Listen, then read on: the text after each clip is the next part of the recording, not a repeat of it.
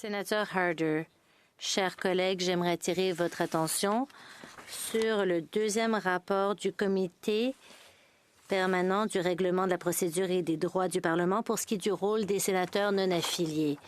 Comme vous savez, il existe deux rapports qui peuvent être déposés au Sénat par le comité du règlement. Il y en a un qui ressemble à notre premier rapport où on recommande des changements au règlement qui doivent être adoptés par le comité, la Chambre plénière.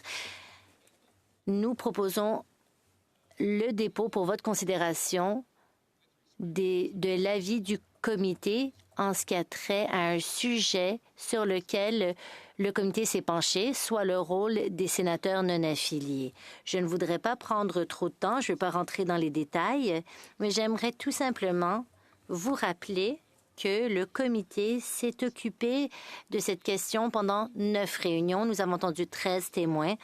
Il y avait 8 réunions avec 12 témoins. Et cela a eu lieu avant la prorogation de la 44e législature. On a repris l'étude lors de la 45e législature et les résultats se retrouvent dans le rapport. Au lieu de faire des recommandations afin de changer les règles, parce que le comité a estimé que cela n'était pas requis, nous avons souligné des pratiques exemplaires. Et j'aimerais parler d'une pratique, car j'aimerais beaucoup que l'on aille de l'avant avec cette pratique exemplaire grâce à la coopération du processus du plumitif.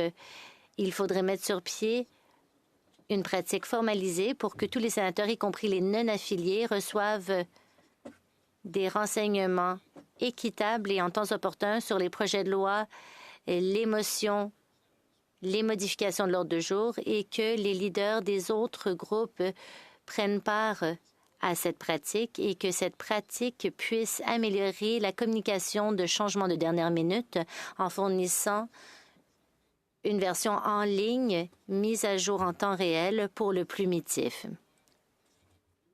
Alors, cela se retrouve sous la rubrique des sénateurs non affiliés, mais sachez que cette mesure nous permettrait tous et toutes de mieux suivre les délibérations. Et je vous invite tous et toutes à y porter attention et à respecter cette proposition. Sénateur Ousakos, êtes-vous prêt à répondre à ma question, Monsieur le sénateur Harder? Oui, absolument. Alors, Monsieur le sénateur Harder, nous allons prendre le tout en délibéré. Nous allons revoir le rapport. Je n'ai malheureusement pas encore eu l'occasion de me pencher sur le rapport, mais j'ai vu l'objectif de ce rapport et voici ce que je me suis dit. Si on n'enchasse pas ces changements de règles, qu'en est-il de l'objectif? Est-ce qu'on se fie à la bonne volonté des groupes pour mettre en œuvre cette nouvelle pratique? Sachez que par le passé, à une certaine époque, il y avait très peu de sénateurs non affiliés et on avait toujours essayé de les mettre au courant pour qu'ils comprennent les amendements, les motions.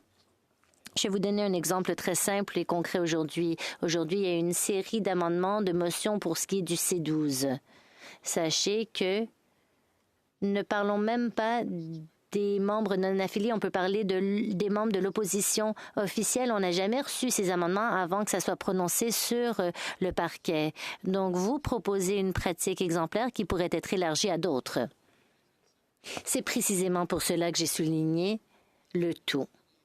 Bien que cette rubrique portait sur les sénateurs non affiliés, nous encourageons tous les sénateurs à utiliser cette pratique pour qu'on puisse vraiment être au courant en temps réel de ce qui se passe. Pour ce qui est de votre prémisse, en effet, les pratiques exemplaires sont soulignées dans le rapport.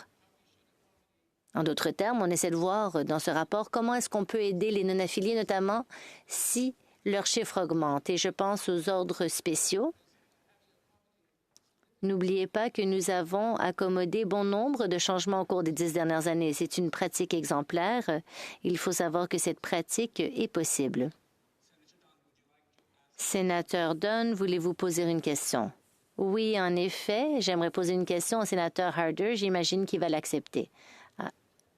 Je vous remercie de votre rapport. Je suis ravie de voir que nous avons une nouvelle technologie qu'on utilise au quotidien sur nos tablettes et sur nos téléphones. C'est pas ce qu'on utilise au Sénat et on ne l'utilise pas pour que les gens soient tenus au courant. Et dans le rapport, on a parlé des sénateurs non affiliés. Mais sachez que tous les sénateurs et sénatrices ne reçoivent pas ces renseignements. Et je pense qu'on va pouvoir répondre à cet enjeu. J'espère que le leader du gouvernement et les autres groupes qui devront prendre acte prendront acte. Je me demandais si vous pouviez avoir l'obligeance de me dire si des progrès avaient été accomplis en ce qui a trait à notre méthode de vote. Bon, on se lève, on a vu ce qui s'est passé pour les ministres lorsqu'ils votent. Parfois, ils quittent pendant 30 secondes et ils doivent témoigner en comité plénier. Est-ce qu'on pourrait le faire au Sénat aussi? Qu'en est-il? Monsieur le sénateur Harder, eh bien, comme vous le savez, à titre de membre du comité du règlement, eh bien, on n'a pas parlé de ce sujet au comité du règlement. En fait, ce sujet est arrivé lorsqu'on parlait des sénateurs non affiliés de l'utilisation de la technologie.